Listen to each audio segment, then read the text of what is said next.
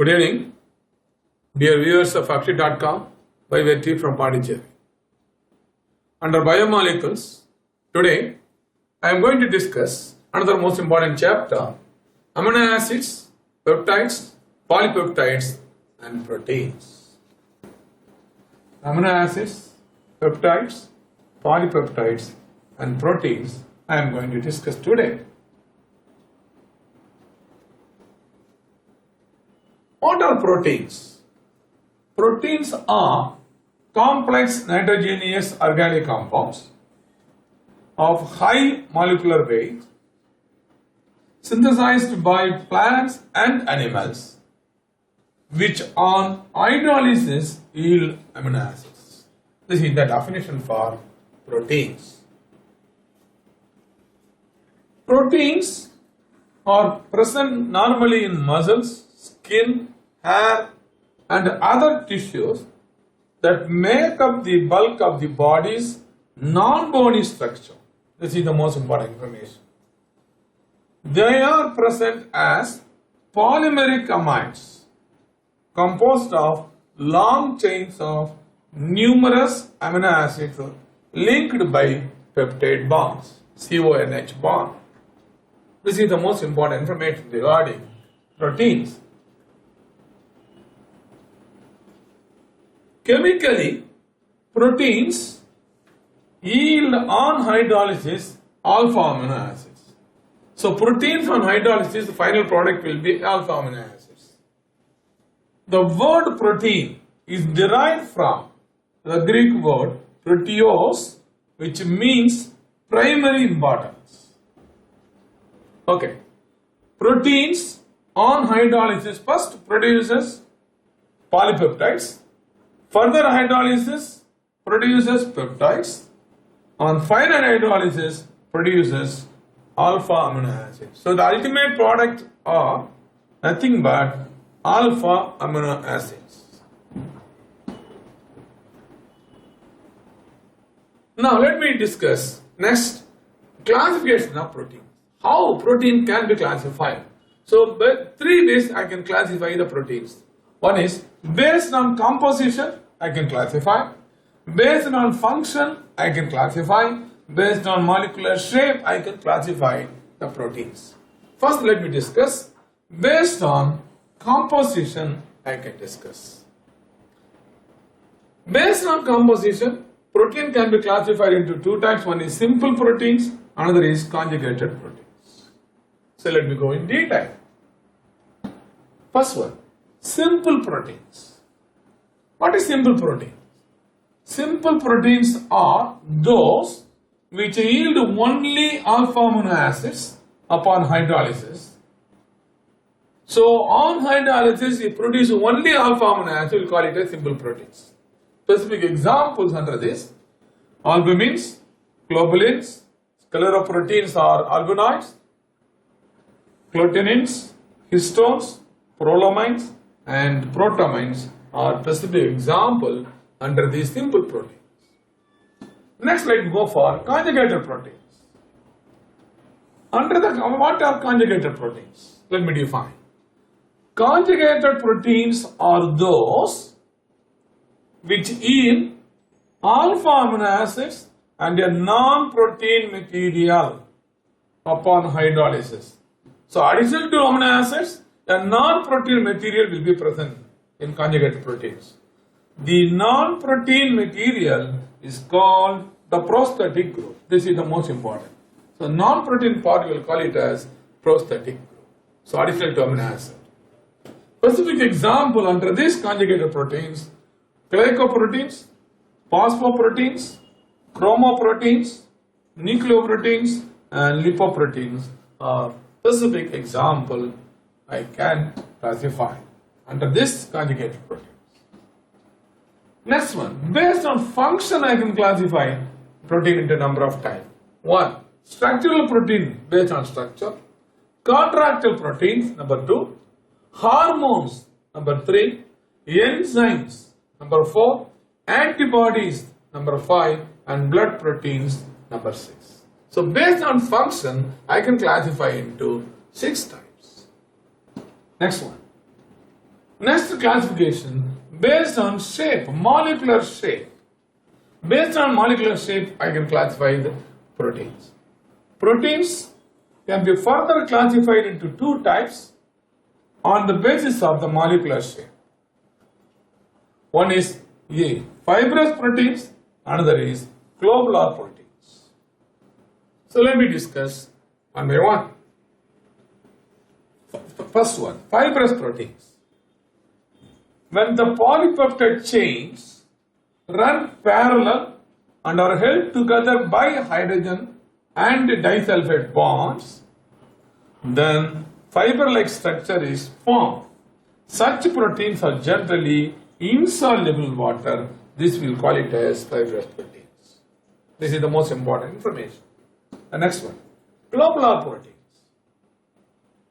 Some common examples under this proteins, that is the previous one.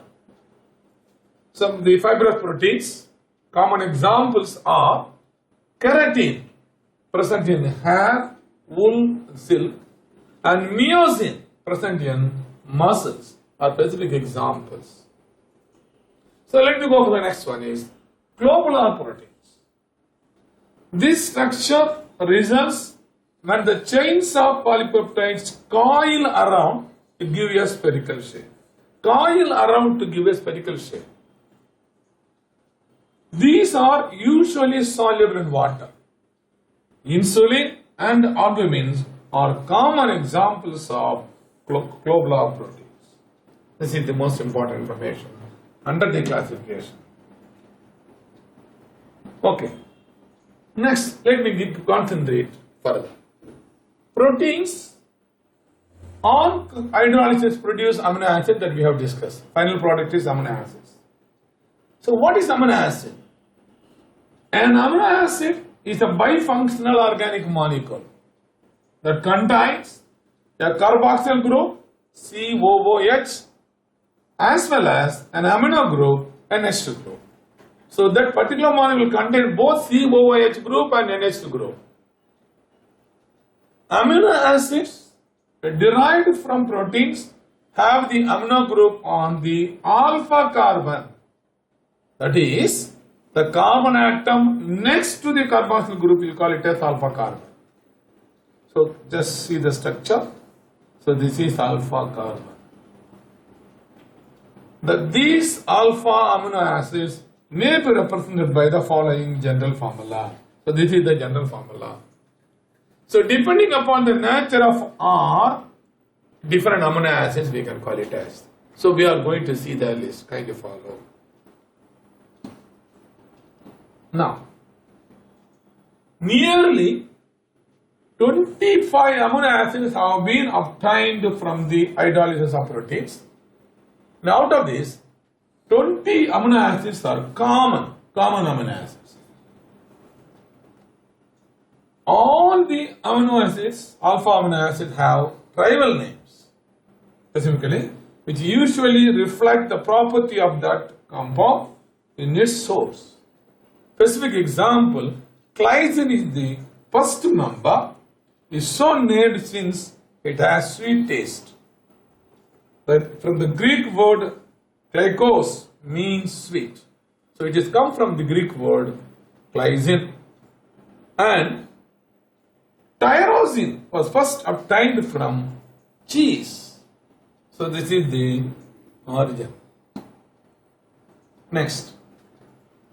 Amino acids are generally represented by a 3-letter symbol, sometimes 1-letter symbol also used. So here I am giving a list. I will go a little fast, kindly follow me. So here I am giving natural amino acids, a list of natural amino acids, 20 amino acids. And wherever, because I am going to discuss essential and non-essential under the classification of amino acids. So if star is indicated, it will indicate it is an essential. The meaning essential, non-essential, I will discuss later. So the idea here is when I am giving the reading, I am reading the list. If the star is there, you have to keep it in your mind. It is essential amino acid. Okay. Now, name of the amino acid. Number 1, glycine. The characteristic chain R equal to H, so that is, we'll call it as glycine. So 3 letters symbol is GLY and 1 letter is G. The next one, alanine, the second number, the amino acids, when R equal to CH3, usually represented by 3 letter ALA, A capital, or single letter capital A. The third amino acid, valine, star indicates essential.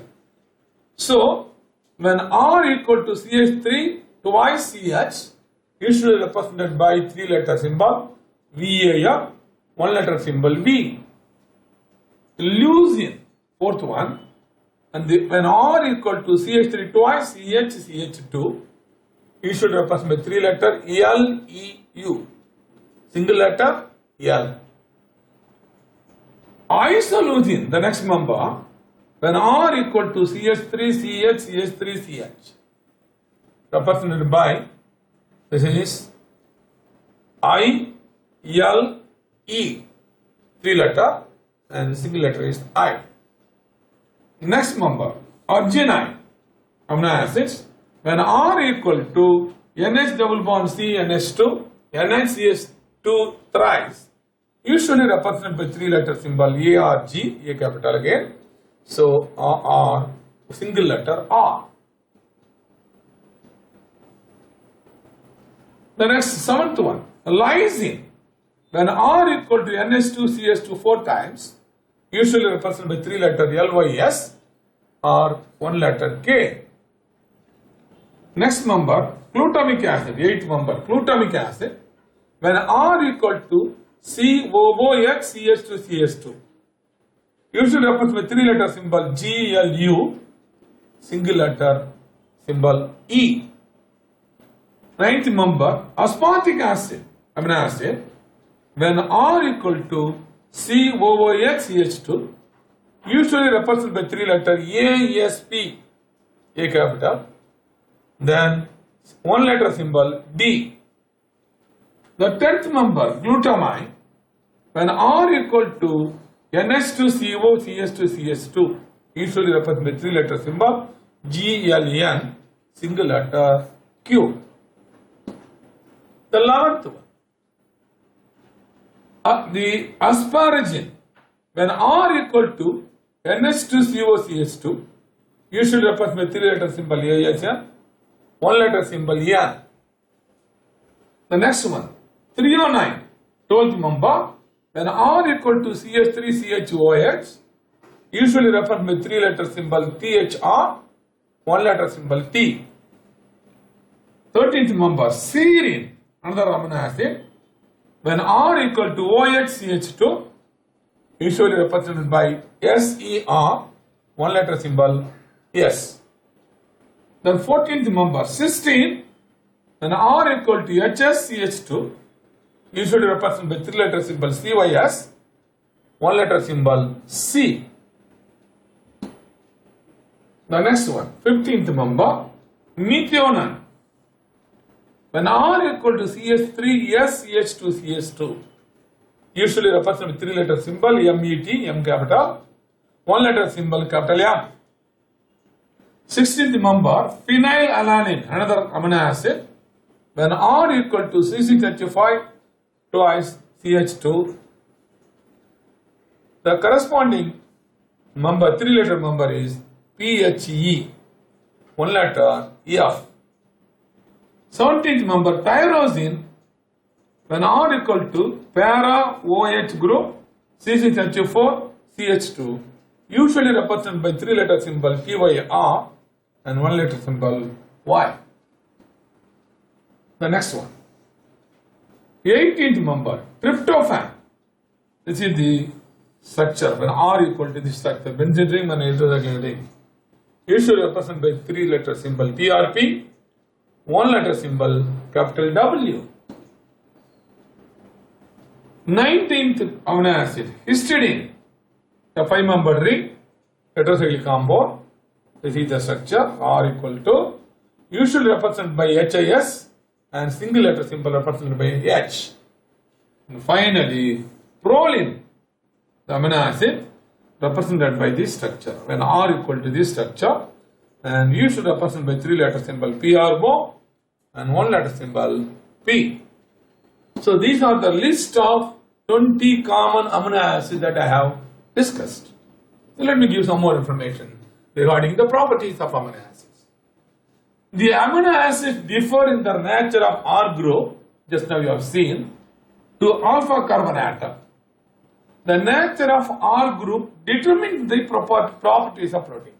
So depending upon the nature of R, the properties of protein varies. Another most important, except glycine, the first member, NH2, CH2, COOH, all the amino acids have an asymmetric carbon atom. This is the most important information. Normally, competitively question can be asked. Except glycine, all the amino acids are optically active. Hence, each of these amino acids can exist as optical isomer. Exist as plus form and minus form. Due to the presence of an acidic and a basic group in the same molecule, amino acid exists in an ionic form called a suitor ion, ZWITT, suitor ion, where the proton of the COOH group is transferred to the amino group.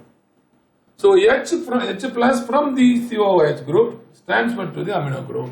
That we call it as suitor ion or dipolar ion. So this is the structure of amino acid, and this is the corresponding structure of suitor ion. Just see here, H from here moving here, converting NH2 to NH3 plus. Next one. Depending on the pH of the solution, acidic or basic, the amino acid can donate or accept a proton. This is another most important property of amino acids. So this is the corresponding structure. Kindly follow. So in presence of basic media, it will act as an anion. In presence of acidic medium, it will act as a cation. This is the most important information. So depending upon the pH of the solution, the amino acid can donate or accept a proton, behave like an anion or cation. This is the most important property of amino acids. Now, next let me discuss the classification of amino acids. So amino acids can be classified by two ways. One is based on the nature, acidic, basic and neutral amino acid. Depending upon the number of amino groups, number of carboxylic groups, I can classify as acidic, basic and neutral. The second one, depending upon necessity, essential and non-essential amino acids, I can classify into two types. First, let me discuss acidic, basic and neutral amino acids. I will concentrate. Amino acids are classified as acidic, basic and neutral depending upon the relative number of amino and carboxyl group in their molecules. So depending upon the number of NH group and number of COH group, we will call it as acidic or basic or neutral. Let me just explain further. Equal number of amino acid and carboxyl groups makes it neutral. If the total number of amino groups is equal to total number of carboxyl group, it will be neutral. Whereas, more number of amino groups than carboxyl group makes it basic. So, amino groups are more than carboxyl group, it will be basic in nature. And more number of carboxyl groups than amino groups makes it acidic. If COOH groups will be higher, then it will be given an acidic. This is the important information. So next slide we concentrate on essential and non-essential amino acid type. What is essential and non-essential? Let me explain. The amino acids which can be synthesized in the body are known as non-essential amino acids. Since our body can synthesize that amino acids, so we will call it a non-essential. It is not required. it will automatically synthesize by body. So we are calling it as non-essential amino acid. So some amino acid cannot be synthesized at body, so we have to call it as essential.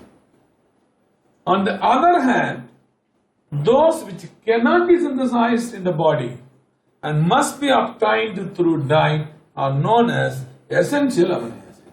So we can classify non-essential and essential amino acids. So when I was discussing the list, I already indicated with the star essential amino acids. You can recollect from the previous. Okay. Amino acids are usually colorless crystalline solids. These are water soluble, high melting solids and behave like salts rather than simple amines or carboxylic acids. This is another most important information. I want to record it. This behavior is due to the presence of both acidic and basic groups in the same molecule. This is the most important information. Now, some more information. Except glycine, all amino acids are optically active. This I already pointed out. Due to the presence of acidic and basic group in the same molecule, the amino acid exists in an ionic form called sweeter ion or dipolar ion, where the proton of COH group is transferred to the next group. This also I have discussed. Now, in aqueous solution, the carboxyl group can lose a proton and an amino group can accept a proton, giving rise to a dipolar ion known as sweeter ion. So only in aqueous solution it is acting as a sweeter ion. This is neutral but contains both positive and negative charges. Generally, all amino acids exist as both D and L form configuration. Just like R and S, this is D and L configuration. So if you want to understand, kindly refer my lecture, previous lectures. Most naturally occurring amino acids have L configuration. When an amino acid is placed in an electric field, it will migrate towards opposite electrode. Positive ion will move towards the negative, negative ion will move towards the positive electrode. In acidic form, that is pH is low, the cation move towards the cathode, and in basic solution, that is high pH, the anion move towards the anode. This is the most important information. So depending upon the nature of the pH value, the sweeter ion will, the amino acid molecule will move in different way. The sweeter ion or dipolar ion does not move towards any of the electrode. Now here I am introducing one important point, that is isoelectric point. What is isoelectric point? The isoelectric point is defined as the pH value at which the amino acid shows no tendency to migrate towards any electrode when placed in an electric field in a cell. This is the most important information. So now we have to find out at what pH it's not migrating. That point, that pH value, we'll call it as isoelectric point. Usually, question can be asked. Okay, next one. Proteins on hydrolysis produce polypeptides. We have discussed already. Further peptides, and finally alpha amino acids bonded together by a peptide linkage formed between the amino group of one amino acid and the carboxyl group of another. So this is the CONH, that is the amide group. Now, the structure of proteins can be discussed as follows.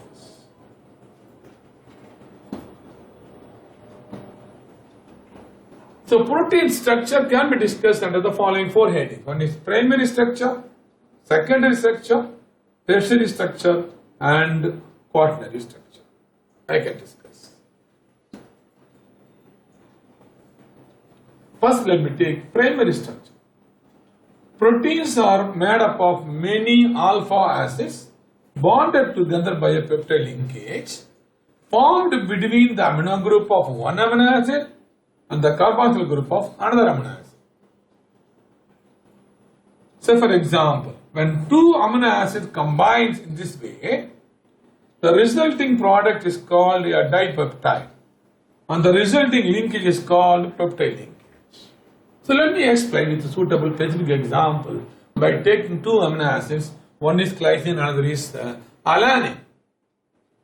Dipeptide may form in two ways, which can be explained by taking specific examples of glycine and alanine. Here I am using glycine and alanine.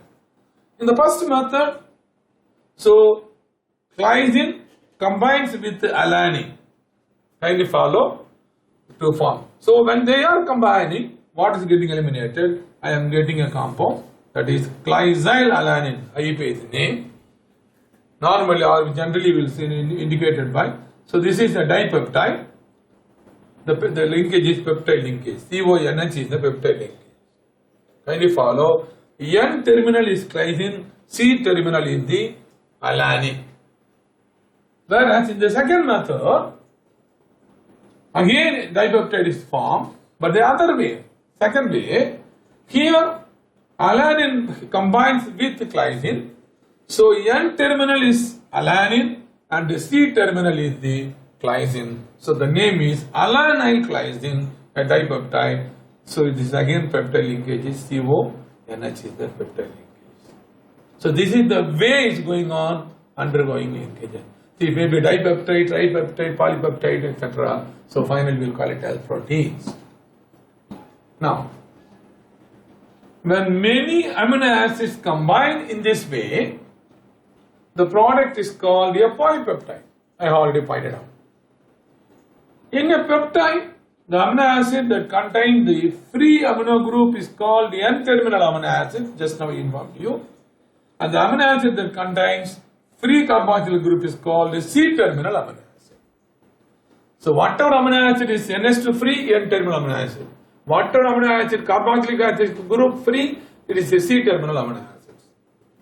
By convention, when we are writing the structure, the sequence of amino acid in a polypeptide or protein is written with N-terminal amino acid on the left hand side and the C-terminal amino acid on the right hand side of the polypeptide. This is the convention.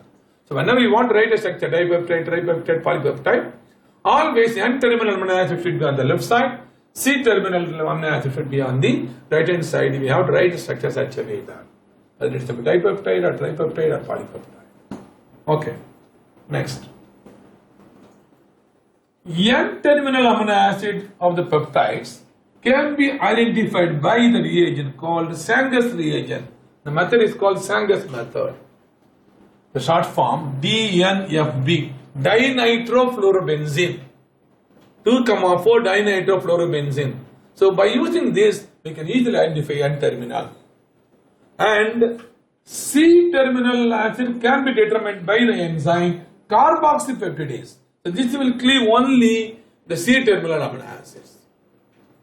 So the interesting information, if you want to analyze the structure of primary structure, suppose you treat with carboxypeptidase. So one by one the acid will come out, the amino acid will come out. Finally, there will be a dipeptide.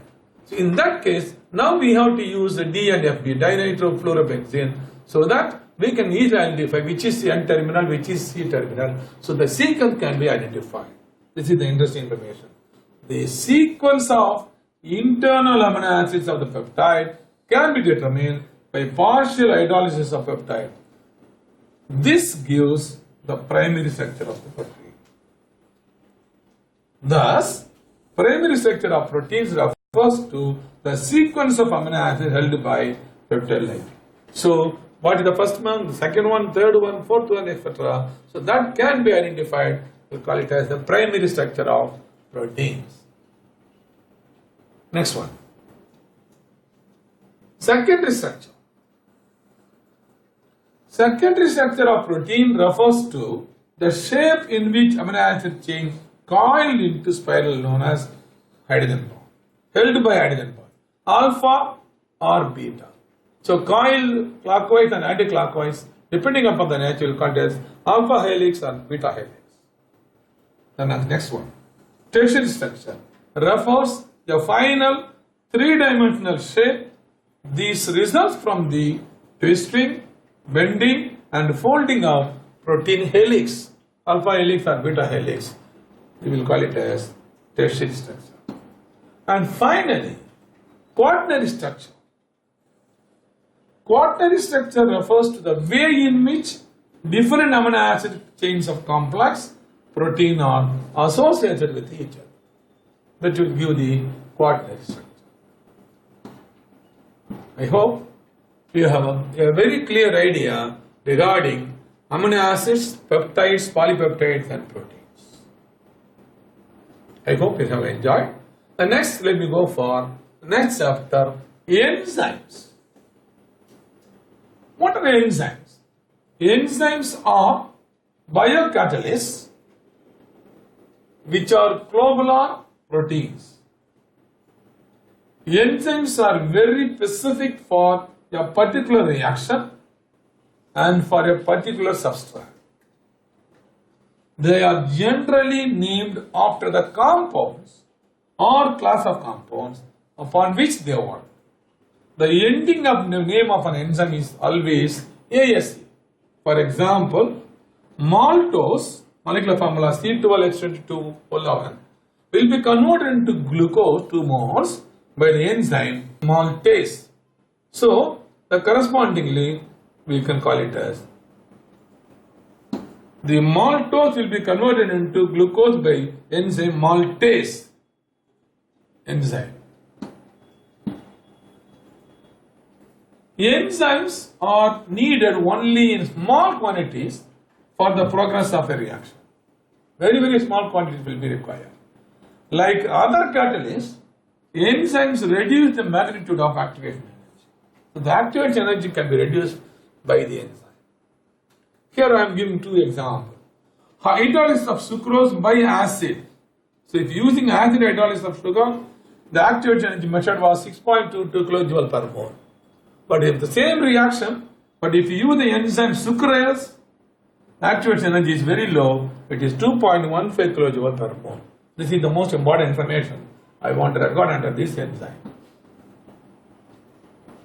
Next, let me go for vitamins. What are vitamins?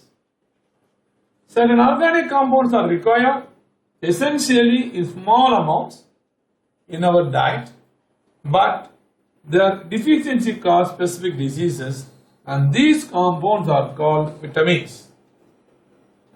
Thus, vitamins may be defined as organic compounds required in diet in small amount to perform specific biological functions for normal maintenance of optimum growth and health of the organism. This is the exact definition for vitamins. Most of the vitamins cannot be synthesized in our body, but plants can synthesize almost all of them. This is some very important information. Vitamins are designated by alphabets A, B, C, D, etc. Some of them are further named as subgroup, example B1, B2, B6, B12, etc. The excess of vitamins is also harmful. So if you take more the vitamins, it is harmful. This is the important point. You have to keep it in mind when you are studying vitamins. Now let me go for the origin. How the name is coming. The term vitamin, can you follow? VITAMINE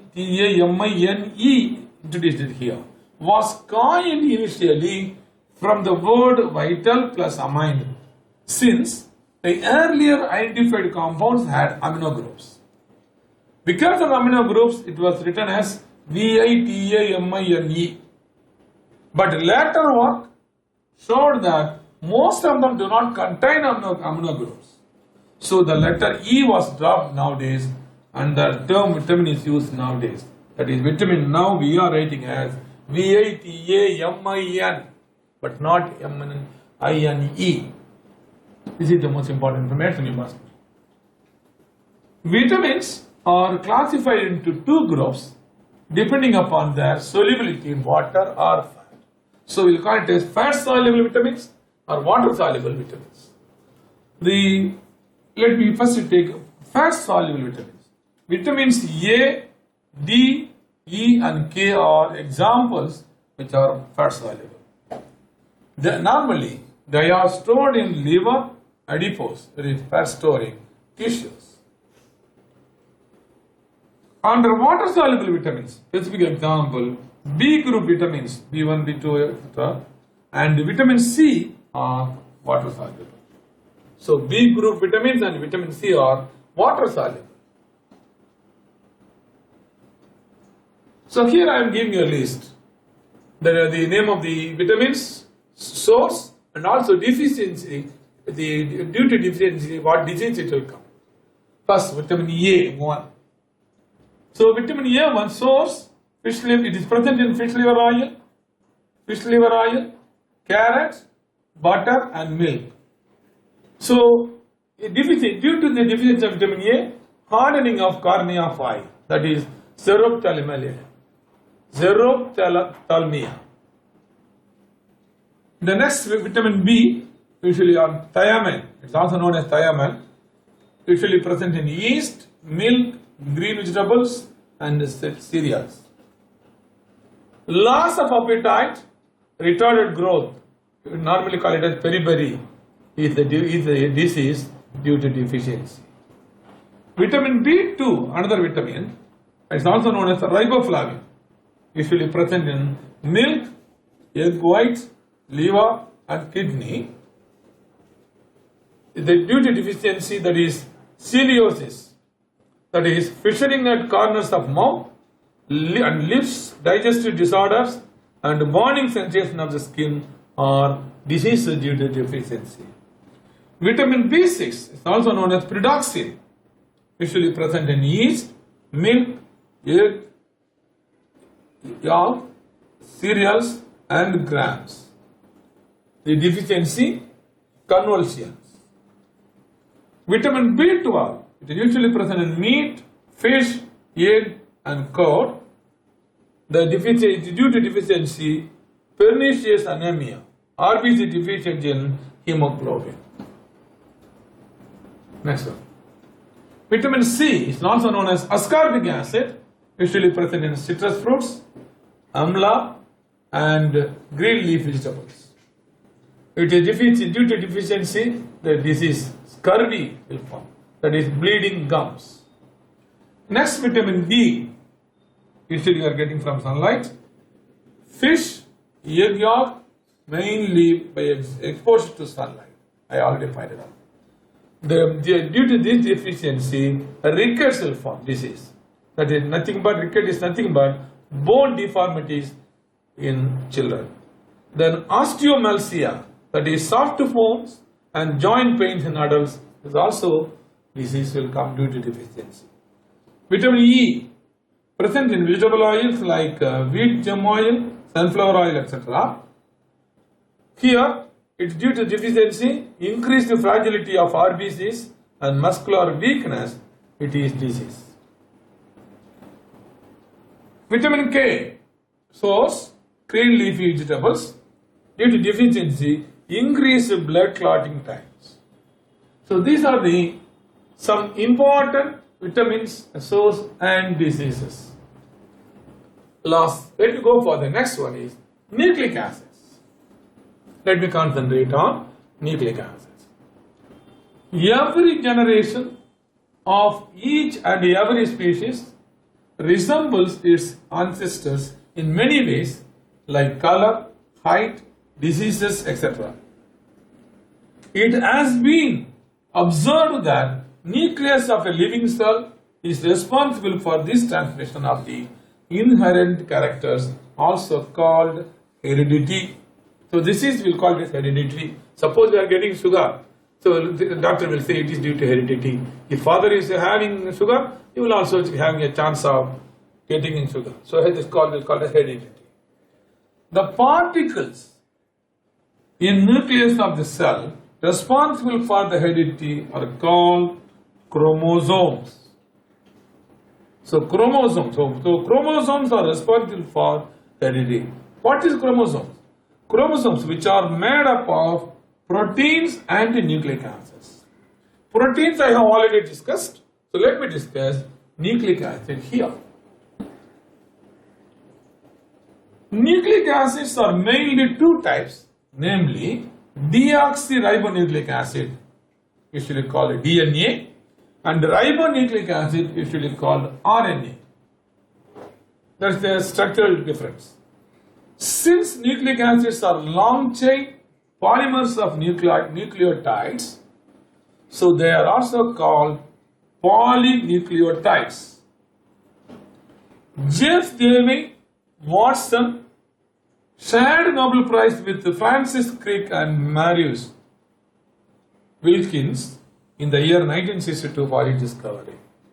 So Nobel Prize was shared by these people. DNA. First let me concentrate on DNA.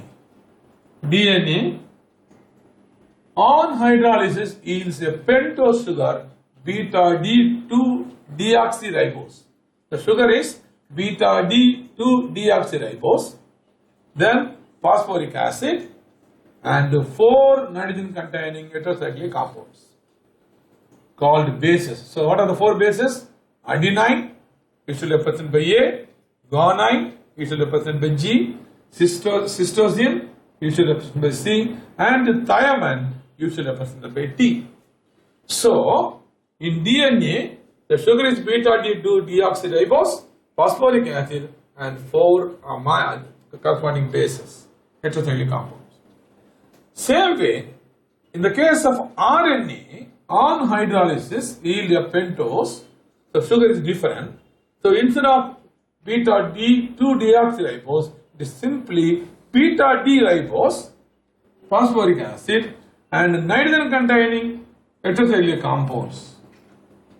Adenine, guanine, cytosine, and uracil. The only difference here it is, instead of thiamine, here uracil is introduced. That is the main difference between the DNA and RNA. You must know. Question can be asked. So what you are seeing is beta D ribose structure. This is beta D2 deoxyribose. Specific example. Okay. Let me discuss now structure of nucleic acid. If one position of sugar is attached with any one of the base, 4 heterocyclic compounds, it is known as nucleoside. When nucleoside is linked to phosphoric acid at the 5th position of sugar moiety, it is called nucleotide. See the difference? Nucleoside, nucleotide.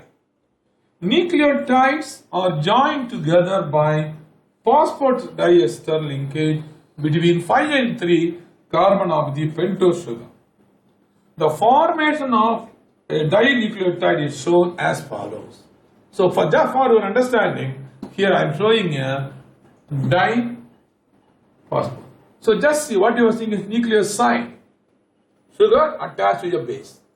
Here nucleotide, sugar attached to a base and the phosphoric acid. See the difference. Now, so this is the structure of adenine, guanine, cytosine, thymine, and uracil structure. Now, how a dinucleotide is formed? I am showing here. Just see here. This is one nucleotide. This is another nucleotide. It combines. It is producing the correspondingly dinucleoside. This is the very interesting information. It is linked through the phosphoric acid group. Okay, next one. So first, let me discuss primary structure. According to James Watson and Francis Crick, who got Nobel Prize for this discovery, primary structure gives information regarding the sequence of nucleotides in the chain of a nucleic acid. Sequence of nucleotides. What are the nature of nucleotides? That will give the primary structure. Now, secondary structure. According to Watson and Crick, in DNA, 2 nucleic acid chains are wound about each other and held together by hydrogen bond, kindly follow, by hydrogen bonds between the pairs of bases. The two strains are complementary to each other because the hydrogen bonds are formed between the specific pairs of bases. So the pairs of the bases will be specific. For example, adenine forms hydrogen bonds with thymine, whereas cytosine forms hydrogen bonds with guanine. This is the most important information regarding the secondary structure. In secondary structure of RNA, helices are present which are only single-stranded. Helix, singular, helices, plural. Sometimes they fold back on themselves to form a double helix structure. RNA molecules are the types are three types, and they perform three different functions. They are named as messenger RNA, usually represented by small m RNA, ribosomal RNA, small r RNA, and transfer RNA with small t RNA. So they are doing three functions RNA. So now what you are seeing here, it is coordinates, that is primary structure, secondary structure, tertiary structure, and this is quaternary structure you are seeing. Now, so this is the structure of hemoglobin. So what we are seeing is helix structure of proteins you are seeing here. This is the plated sheet of the corresponding structure.